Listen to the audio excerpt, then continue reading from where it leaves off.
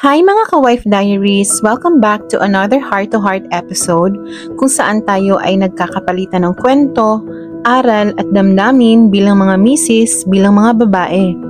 Alam mo, hindi madaling pag-usapan to. Pero today, we're going to tackle something na madalas ikinikimkim ng maraming wives. Paano ba natin haharapin ang difficult in-laws? Maybe you feel na hindi ka accepted o kaya parang laging may mali sa ginagawa mo. O baka naman pakiramdam mo ay sobra silang nakikialam sa buhay niyong mag-asawa. Nakaka-drain, di ba? But here's the thing. As wives, we don't always have control over other people's actions. Pero may control tayo sa response natin. Hindi kailangan ng gulo para ipaglaban ang respeto. Hindi kailangan ng sigawan para maramdaman ang boundaries. Sa episode na to, let's talk about grace, boundaries at ang role ni Mister sa gitna ng lahat. Kasi oo, may paraan para mahalin sila. And that is from a distance. Ready ka na ba? Tara, usap tayo. Grace step number 1. Acknowledge the struggle. Mga sis, let's be real. Hindi madali makisama sa pamilya ng asawa lalo na kung may tension. Aminin natin, minsan kahit anong gawin mo may masasabi pa rin sila. Pero gusto kong malaman mo, hindi ka nag-iisa. You're not a bad person for feeling hurt or uncomfortable. You're human. Hindi ka masamang asawa kung nahihirapan ka. Being honest about your emotions is the first step. Huwag mong kimkimin. Mag-journal o magsulat ng nararamdaman mo. Write down what happened, what was said, and how it made you feel. Minsan, pag nasulat mo na, mas lumilinaw ang emosyon at mas natatanggap mong totoo ngang may sugat. Grace step number 2. Set healthy boundaries. Boundaries, sis, importante yan. Hindi para maging masama ka, kundi para mapanatili ang respeto. Kung napapansin mong sobra na ang pakikialam sa desisyon ninyong mag-asawa, it's okay to gently say no. Hindi lahat ng advice ay kailangang sundin. Ang mahalaga, may linya.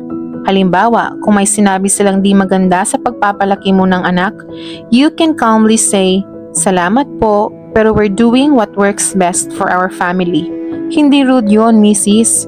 That's called being firm with love. Boundaries protect your peace, your marriage, and your identity.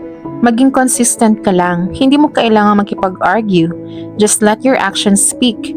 Minsan, silence is stronger than explanation. Grace step number 3. Teamwork with your husband.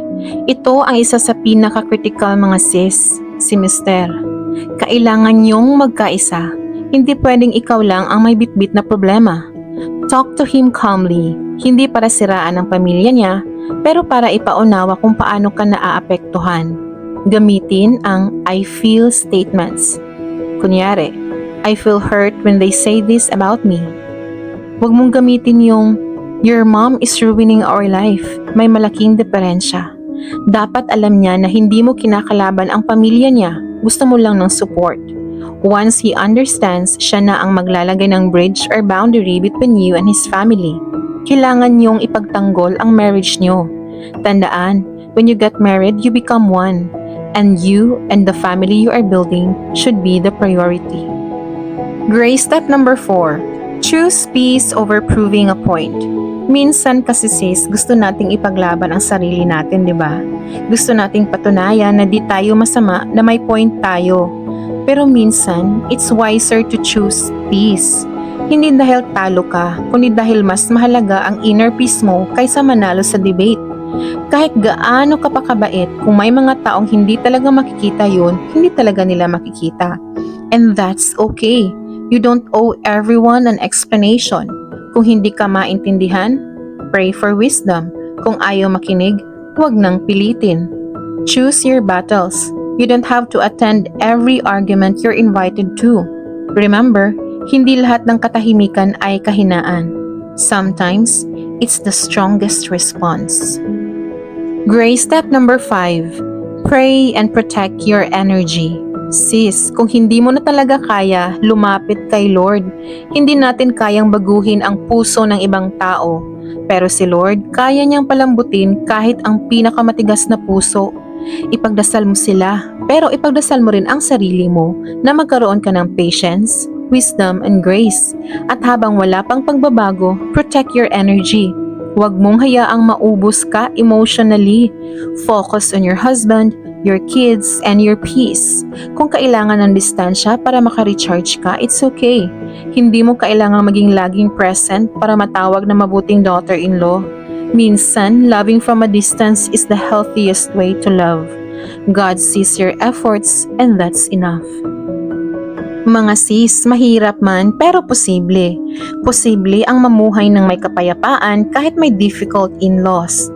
Hindi natin sila kayang baguhin pero kayang-kaya nating baguhin ang paraan ng pagtugon natin sa kanila. Sana ngayong episode na ito ay naging paalala na hindi ka nag-iisa at may Diyos na nakakakita ng bawat luha, bawat tahimik mong pagtitiis at bawat desisyong ginawa mo ang tama, kahit mahirap. Let's close in a short prayer. Lord, salamat po sa pagkakataong ito na matuto at maghilom. Panginoon, bigyan niyo po kami ng pusong mahinahon at marunong umunawa, kahit sa gitna ng sakit at pagod. Turuan niyo kaming magmahal, hindi ayon sa emosyon, kundi ayon sa iyong biyaya. Gabayan niyo po ang bawat misis na nahihirapan, lalo na sa pakikitungo sa kanilang in-laws. Bigyan mo po kami ng kapayapaan na hindi kayang kunin ng kahit sinuman. Sa pangalan niyo po, ni Jesus, aming tagapagligtas. Amen.